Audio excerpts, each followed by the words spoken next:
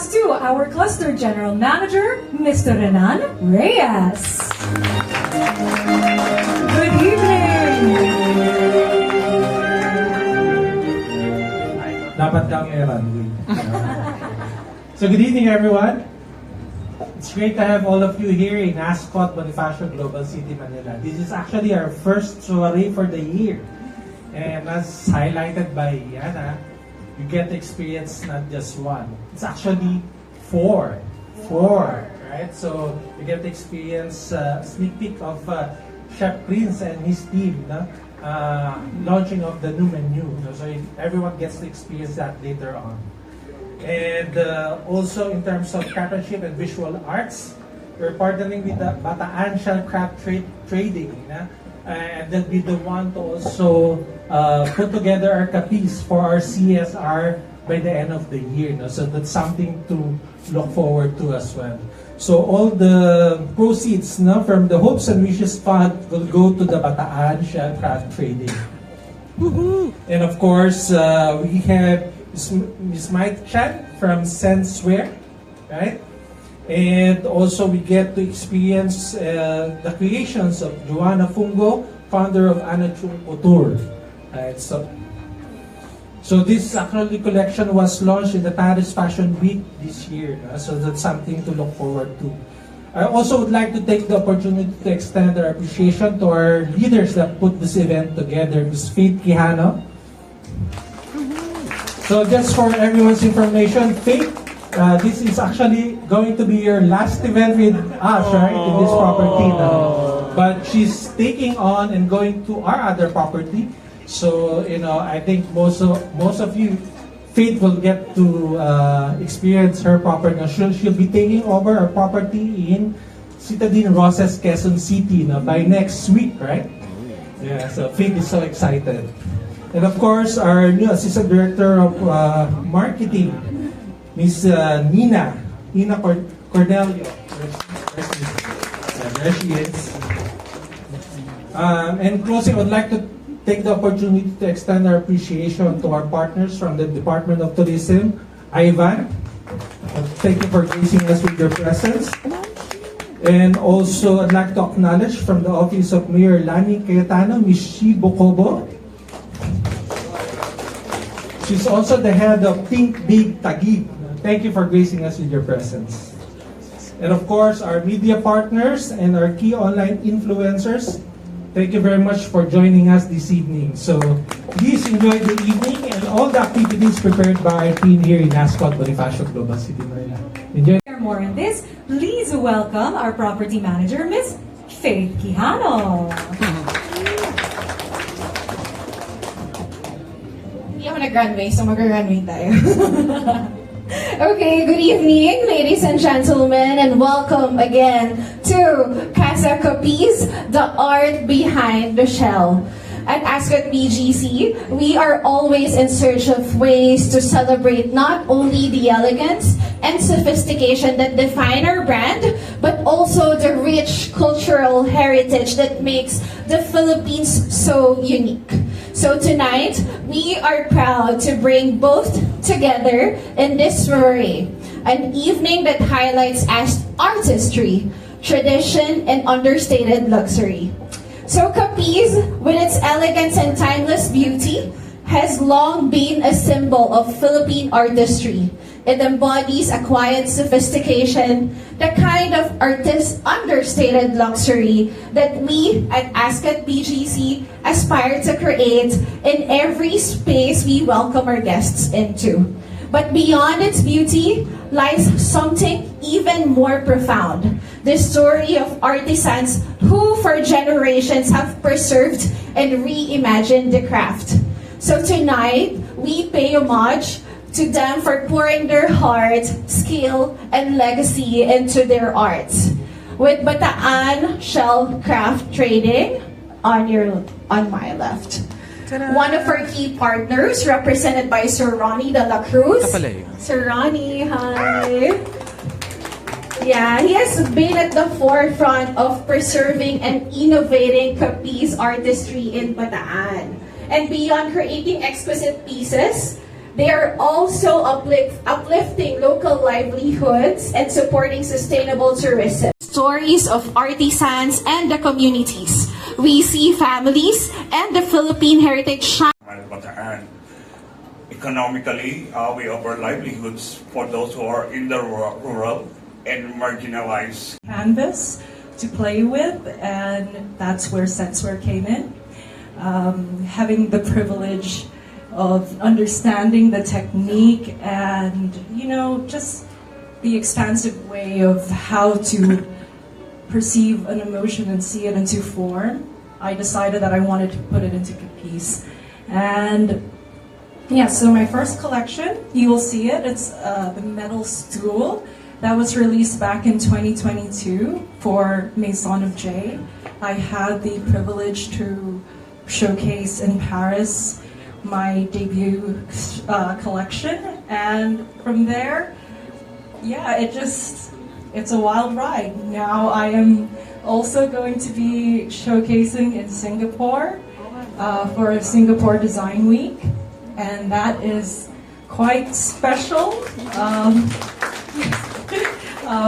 This is basically the continuation of that dialogue. So the dialogue that I will be explaining there is basically what is the ancestral memory of capiz, what is the medium, and what is the material and the memory behind it. And yeah, so it's a bit nerve-wracking. This is also one good way to also expand on that thought. So again, I would love to thank Ascott BGC for the opportunity. This means really the world to me. Thank you for giving me the chance to speak. And yes, thank you so much. Thank you very much.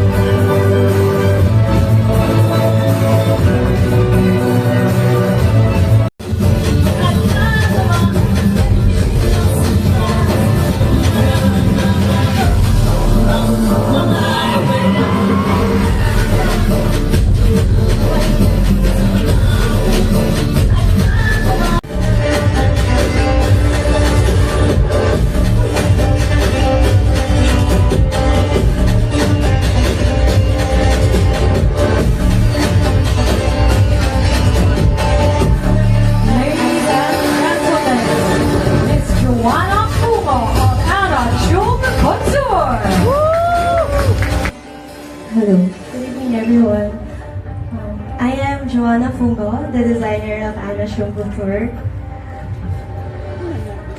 Thank you for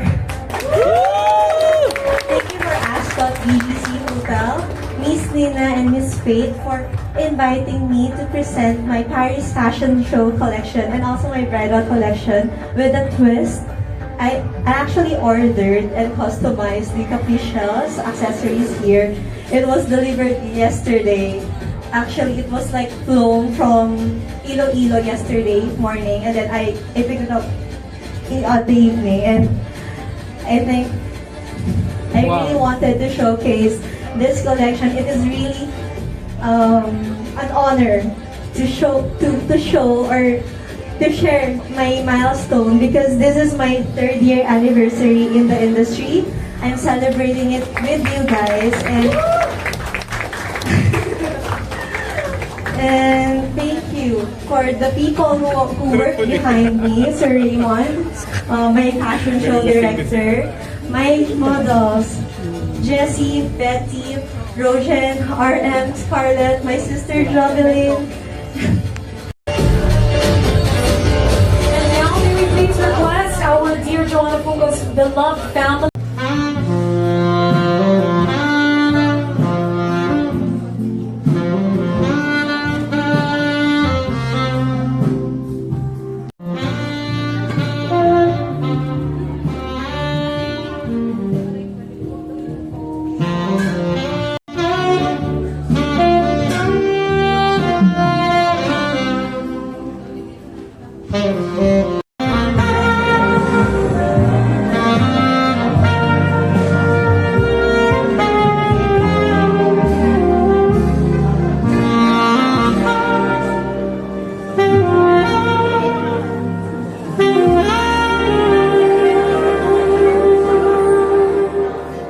A short story, the inspiration of Dalai was inspired during my trip to the island of Caramoan.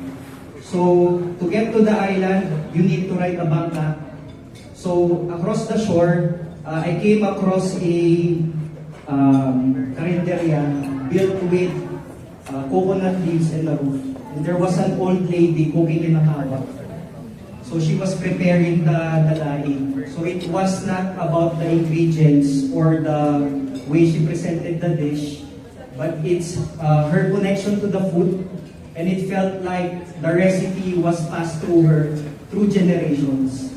And as for the For the sense of sight, I have a lot of sculptural lighting, and I like to even have a bit of fun. There's a lot of refraction and a lot of play. But here, it's a bit different. It's more ritualistic. It's the idea.